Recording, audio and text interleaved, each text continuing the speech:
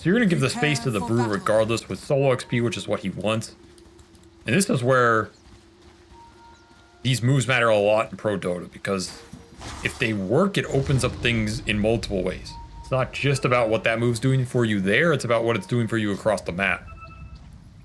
And I fully expect Liquid to look for these exorcism plays because, man, they are just running these tower takers for Nisha, and they are running the game through him. So once more, G2.iG, can you respond accordingly? Can you defend your towers better than you did game 1? Because you lost 3 by 12 minutes. Well, a good laning phase always starts with how you break down the bounty rune situation. G2.iG are going to go for a late smoke, not bringing all 5 of their heroes. JT is going to hedge their bets a little bit and see if he can take at least 1 bounty rune in this top lane. But G2.iG are definitely looking for an opportunity here to maybe sneak a first blood on somebody. They can get that, even bounty runes, put themselves in a nice position for at least one of these side lanes to go well. They see the Brewmaster. The Brewmaster, he has this war that he's playing around right now. The smoke is only going to last that much longer. 33. He sees some of these heroes, and they miss the bomb to be able to grab him. They still slow him down a little bit with the Lucent Beam, but Boboka needed to land that sticky bomb. They needed that. If they had that, then 33 is very likely dead. Maybe they could still get him with multiple blood grenades. I think he's and it dead. seems like that's going to be the way they did it. They're just too fast, man. Luna Ench. 320, 325 MS heroes. There's one way to run you down. Meanwhile, JT chipped. Yeah, he did manage to take a bounty rune, so they went even on bounty runes, got the first blood. JT took some damage for it. Mickey even has some Jingu Mastery stacks to put in use on these first couple of creeps, but all in all, good start for G2.iG. Both these offlaners just went full stats, so the chip damage on them is significant, as they don't have a huge amount of early region to play with. And again, both these safe lanes want to set up kill scenarios where their carry is the strongest hero in the game. These are 2 very strong laning carries between the Luna and the Monkey, with very strong laning supports in the Ench and the Disruptor, versus weaker off lanes. So either side can snowball their safe lane in this game. Get some extra kills, get some extra XP for the core, power them into a really strong mid game where the Luna's going to want to do the Ancients and the Monkey's going to want to get aggressive.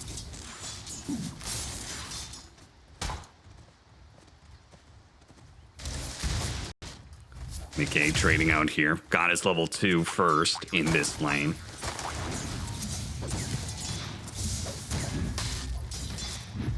His lane got pulled back super far off lane for Liquid. Good creep manipulation here. Puts 33 in a solid position despite giving up that first blood. And this is a very tough lane for him. Double melee lane into Luna Ench is like a nightmare scenario almost. A 90 to 10 lane. It's just a matter of what you can get out of it, not can you win it straight up. They can look for the toss back plays. That is something. Like that's why the lane being back this far is pretty nice. 1, it gets 33 extra CS without burning through regen. 2, if you get that level 2 on the tiny, you might be able to toss them onto a tower. It's like the one cheeky thing they can look for. On the flip side, Liquid also want this lane as far back as possible so that you have those big glimpse threats on JT when the Jingu builds up. Small glimpse there. Mid lane matchup seems to be going very well for Nisha. He is burning through a lot of Nothing to Say's early HP, though Nothing to Say did get himself to bottle and will be able to collect one of the water runes, so that'll help forgive a lot of the damage that's being done so far. Yeah, free lane for Nisha. He's not going to get pressured here at all. Just a question of if you can pull ahead in the levels and go for the big EXO kill. Pretty even laning phase though. G2.iG doing better early than I thought they would. Particularly just CSing well here. First blood also helps Monet a lot. Yeah.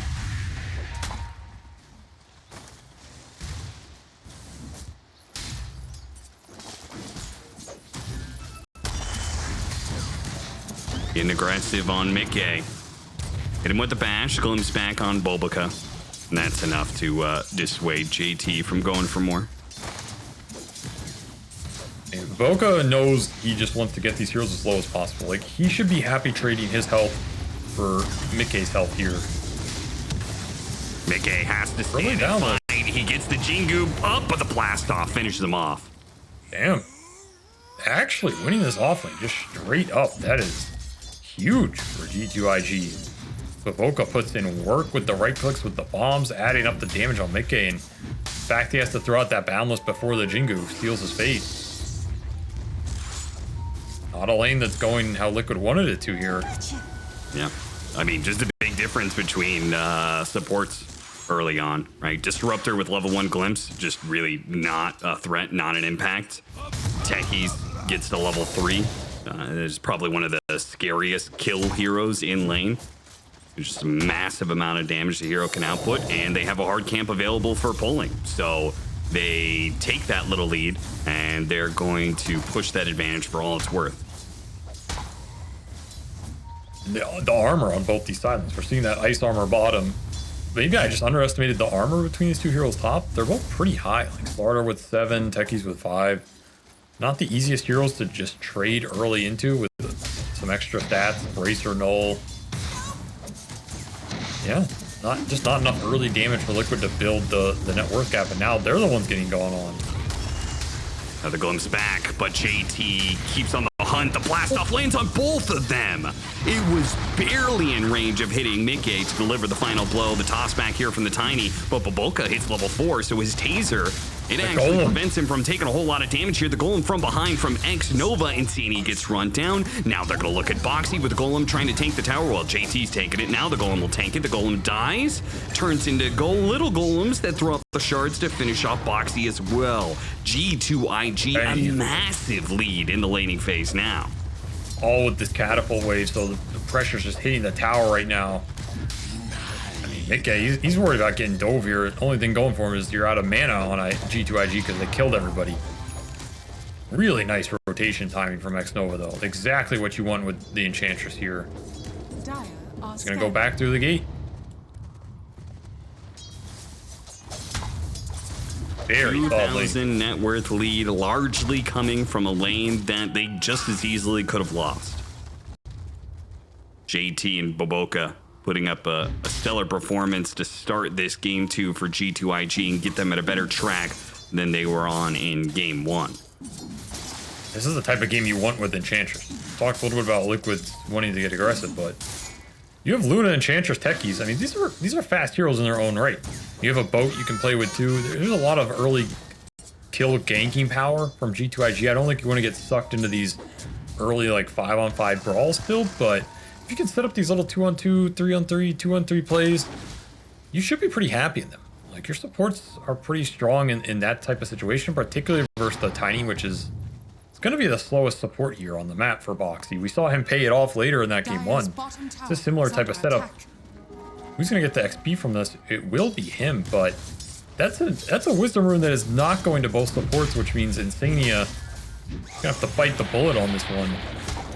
Play from a very behind position level-wise, as the towers for Liquid are the ones getting assaulted here early. Nighttime Luna Aura. Yeah, nighttime with an Enchantress tanking the tower. I mean, just night and day. This laning phase from game 1 to game 2 for G2.iG. Trying to get a toss back into an Exorcism. Toss him straight onto Nisha. But too many heroes here. Nisha might be overwhelmed here as the rotation's coming out thick and fast. They go for a glimpse back onto Luna. That'll help with some of the damage. A push Hurricane into the tower. Is that enough damage? Not quite. X-Nova needed one more impetus to go off, and maybe he could have finished the job, but Nisha barely managed to get away. We trade out supports in the end. A power rune for Nisha grabbed. And they're going to get X-Nova on the tail end of it as a result of that. So actually ends up pretty decent for Liquid, forcing a lot of rotations. And even better if they can get the kill on Monet here, as Monet caught by the Mickey rotation. He loves playing Monkey King and going for an early gate gank. And he had this one set up. Monet TP'd mid, went back to bottom, dies anyway. That is a huge loss of momentum for the carry of G2.iG. A lot regained for the Monkey King here is Mickey makes the move and gets to work with that Orb of Corrosion. So free up the tower for 33 as well. Oh, nice little moves. I mean, that Exo, I don't think it was exactly what Liquid wanted out of it, but Nisha didn't die, so ultimately it didn't slow his game down too much, and you have to give up that safe lane tower off the monkey rotation, but that lane was not going well for you anyway. So this will be a faster game for JT. That's probably the biggest difference here. That starter was pretty damn slow game one. Here I thought it was going to be slow again, but they just played that lane well, gets an early tower, and he should have a way faster blink timing into whatever he wants to go, as it will be the Radiance for 33. So his timing is going to be, in theory, slower than this starter. If G2.iG want to try and push the pace with some sort of faster Roshan, bring the Luna and Slardar together with some super high levels on Monet if he can get through some stacks, and just go into that Roshan.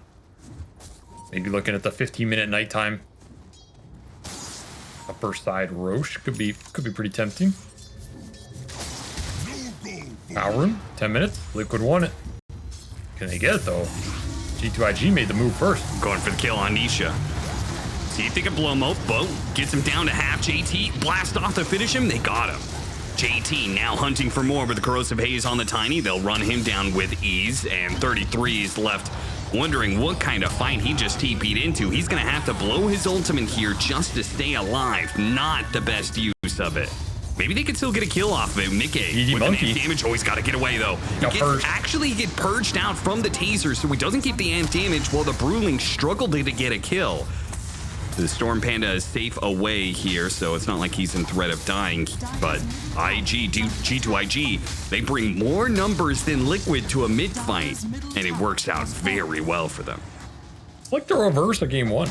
Feels like G2.iG bringing the numbers, making the first moves, playing aggressive off their support duo with a little bit of a laning edge. It's paying dividends here. They get 2 tier 1s for this 11-minute mark instead of losing their own.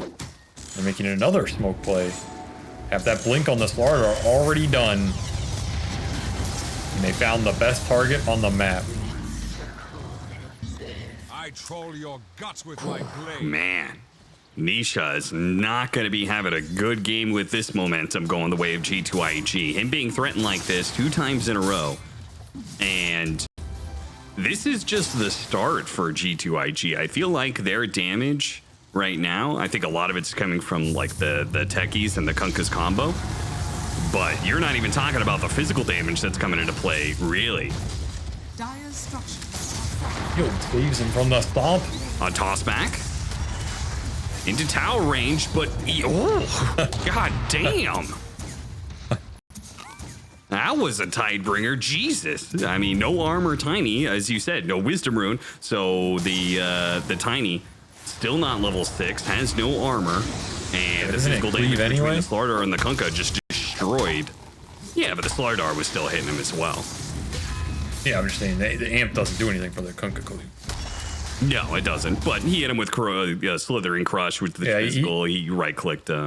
He got messed up. He got messed up. He got messed up real bad. I mean, NTS putting on a clinic here. Early Vessel, so more utility into this Death Prophet healing, Monkey healing. And Nisha went this Rod of Atos. I don't know if it's going to pay off in the way this game is going. No, I don't think so. Brewmaster Split, it's available. Gonna have to use it defensively again if he even gets it off. Barely does. Now, does he get out with it, though? Got the Wind Panda out. Okay, they got the Storm Panda out, you're right. Do pandas go through gate? It looks like he was trying to. Yeah, I think you can go through gate with any unit. Literally any unit in the game. Okay. Oh, he's not gonna make it out. Cut down by the Lucent Beam. They try and send one hero back, but JT, he'll keep at it here. Underneath the Wukong's command, he'll be able to push through, no problem. This is a hard position to be in with this type of lineup for Liquid. This is a lineup that wanted to win the lanes off the Monkey and the DP matchup. Didn't really do that. You didn't get the roam coming in. And now you're just behind towers, you're behind net worth, you're behind levels, and you have a lineup that needs to HP ahead so you can run at people and use these glimpses. I mean, Insania just can't play his hero right now.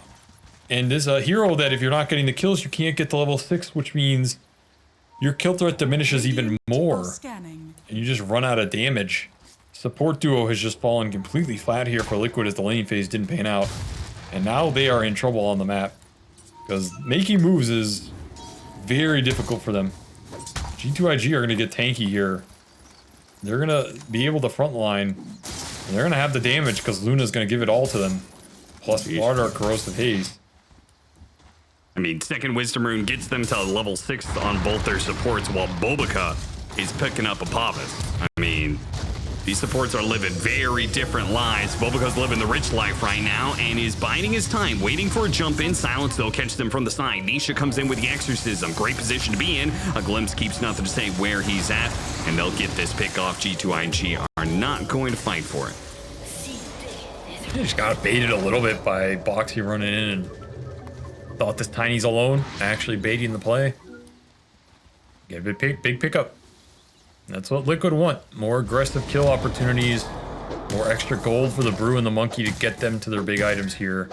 Particularly that Brewmaster Radiance. If you can get that and get a fight off it, decent amount of damage coming through at that point in the game. He's not that far behind. Like, he's having a slow one, but he's rushing it. Was it Nisha that went this build last time? I remember when we were casting, I think it was Dream League qualifiers. Was that it? Where we saw some Death Prophet, Rod of Atos, and we were a little bit surprised by it at first, and it worked out really, really well. No, that was a NA Grand Final qualifier between That's right. Nouns and Shopify Rebellion. Where, I'm blanking on his name. Yopaj or talking about Nouns? No, the Nouns mid for that series. The new guy. Copy. Yeah. The Romanian guy, right? Yep. He went Rod of Atos DP Sure.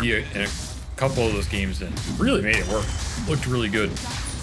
But, I mean, this item build can be very strong. It's just not that good when you're on the back foot. Because this item does not scale, it doesn't pay off down the road, it's not a farming item.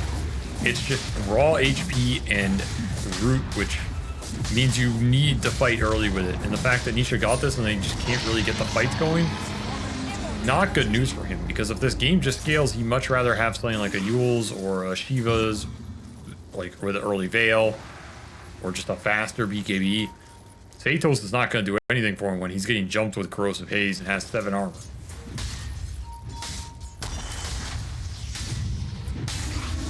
Tried to hit it. JT blinks just before the Atos hits him. The team fight is only going to build up at this point, so it's going to be harder and harder for them to make this Glimpse and Rod of Atos offensive-oriented items work when they're matched with this brick wall. There's going to be a Kunkka reaching Aghanim Scepter very soon. Boxy, quick reactions, Avalanche, but will not save him. Liquid are looking for their level 12s right now. They want level 2 Exo and level 2 Brewmaster ulti before they take that big fight. They do have the Radiance done, but it's not that good on the level 1 Pandas because they just get melted right now. So they're searching for some more XP here where they're willing to take that big 5-on-5, and G2.iG continue to take advantage of it.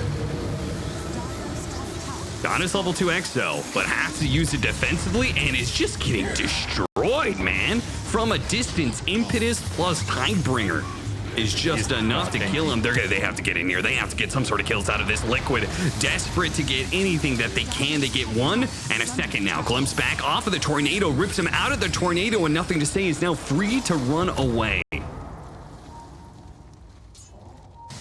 don't think it's enough for what Liquid wanted here with their Radiance level 2 Brew ult. Monet continues to accelerate, and I mean, this game just keeps getting harder and harder for Nisha. Like, what is he supposed to do now? I honestly have no idea. He itemized to snowball this lineup, and now he's just food, man. He has 8 armor. He's playing versus Luna Slardar with an Enchantress and a Vessel. Like, My God, dude. I don't think this DP is going to be able to do anything in this fight. Yeah. I'm not sure this monkey's going to fare much better.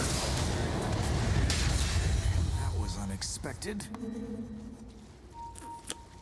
Trying to get the rundown glimpse on mid Kunkka. Doesn't happen. And nothing to say has a haste rune, so. Yeah, but we haven't even gotten to Torrent Storm yet.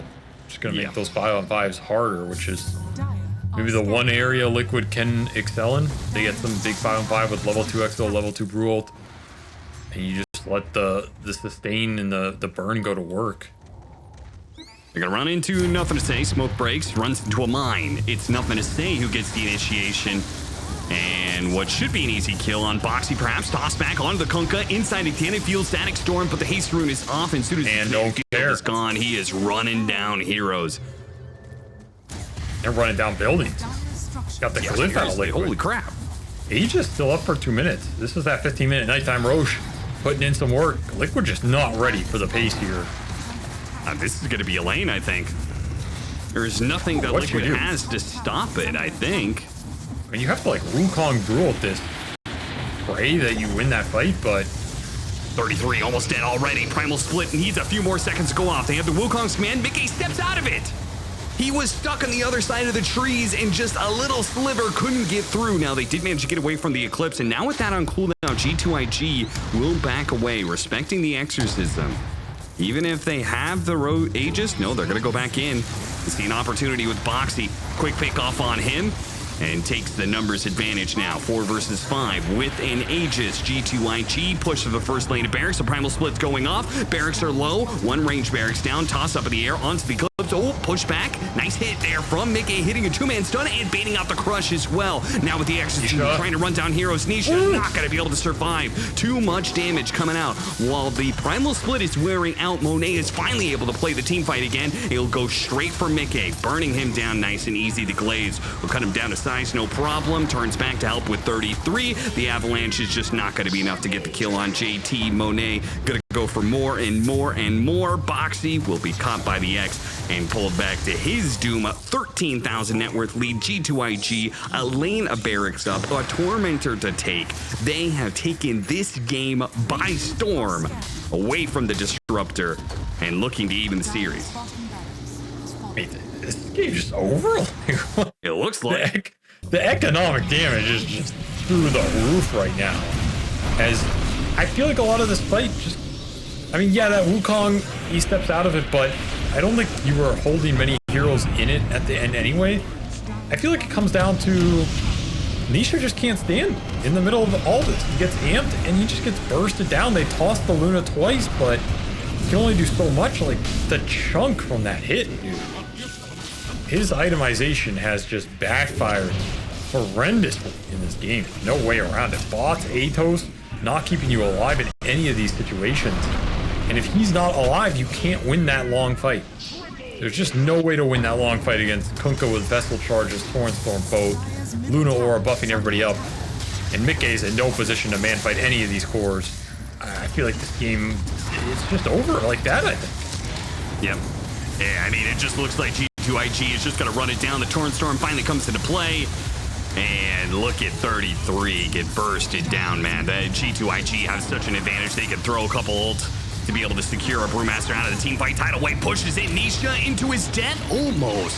The final impetus, not quite enough damage. 33 buyback, back into it he goes. Trying to get off the Primal Split, gets it off. Can they take this team fight with the Primal Split? Using the Void Panda, trying to astral pull the Luna in. Where are the heroes to back him up, though? This Brewmaster's playing entirely by himself. Is his Brewlings all dead? Not quite.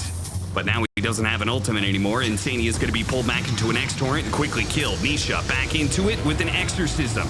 This is do or die for Team Liquid. They must be able to stand tall with this Death Prophet, and he's immediately retreating. Run down by JT. He pounces on his opportunity to get the kill on Nisha once again. Gets out of the base. Not going to be pulled back by the glimpse. Insania is not able to hit his mark there, and G2.iG say, okay, more damage done. We don't have to finish the game quite yet, as they haven't even taken second Roshan just yet or gotten to their Conda on Monet. But look at these fights, man. I mean, they just destroy heroes, hundreds of zeros so quickly. If you're not ready for the fight and you just get stunned by Slaughter, I mean, the fight's almost over because the single target burst is just so insane right now. We're seeing this Brew, he's just gone off a single stun into the chain torn. And once more, Nisha just cannot enter these fights, and he's getting pulled into them. Barely able to survive there, but you get the BKB out of him, and after that's gone, I mean, what is he doing? I like how G2.iG played this game. They really ramped up the pressure. They played this game really well. And they itemized for it too. Supports on G2.iG, not getting greedy here. They're playing for this early high ground, early fighting. They have Mech Solar Crest on Maboka. They have Drum on the Enchantress. Triple early or item. The two supports before the 20-minute mark. Just paying huge dividends here, especially with a Luna on the front line. You can Solar Crest Monet. So much extra value for a lineup that needs to try and bring him down through the physical. Second lane of barracks will be forfeited. Boxy covers himself with the avalanche for fear of JT's initiation. A glimpse back on nothing to say. Tossed back out of the static storm. Not great there, especially with Mickey losing damage, losing HP fast, and inside of the Wukong command is nothing when it comes to the magic damage being output by G2.iG. The mines blow up. Oh, barely got out the primal split, but the Brewlings are almost dead already. They're gonna run down this last one. It's 33. He's dead as well. That's gonna be 4 kills for G2.iG, and a GG called out 25-minute victory for G2.iG. What a